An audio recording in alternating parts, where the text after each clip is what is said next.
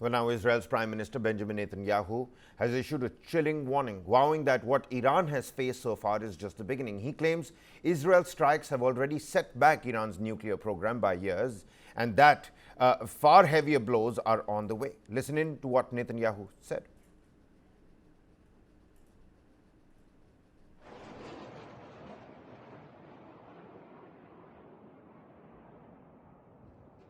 The path to Tehran. Very soon, you will see Israeli aircraft, the Israeli Air Force, our pilots, in the skies above Tehran.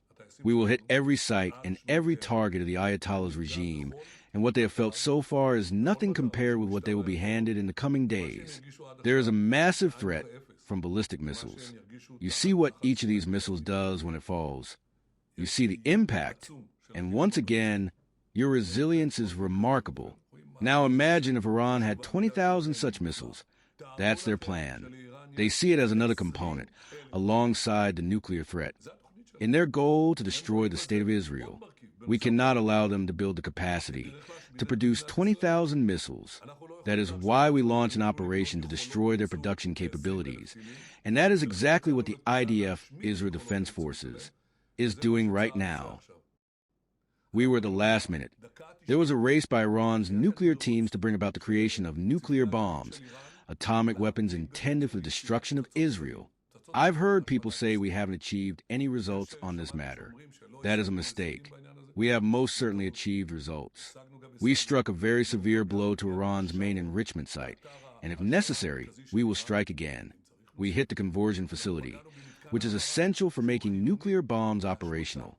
We also targeted the leading team of scientists behind these projects, and that will undoubtedly set them back, potentially for many years.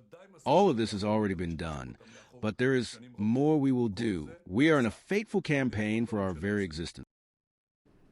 Well, now Iran and Israel, both the countries, traded fresh missile barrages and airstrikes on Saturday, the day after Israel launched that sweeping air offensive against its old enemy, killing commanders and scientists and bombing nuclear sites in a stated bid to stop it building an atomic weapon.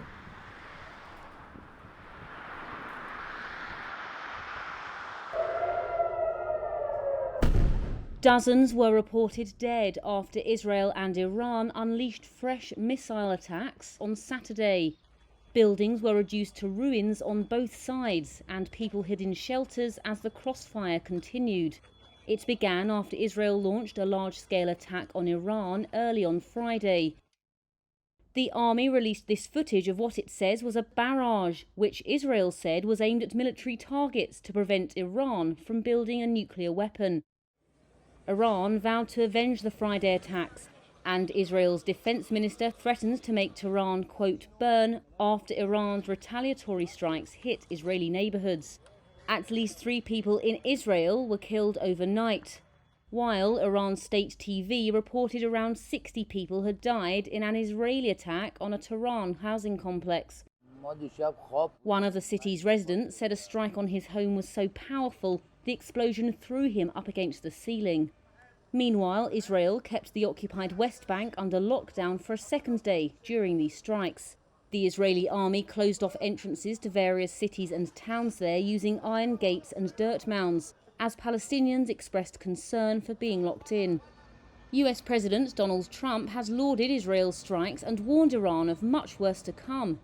That's unless Iran accepts the sharp downgrading of its nuclear program demanded by the US in talks.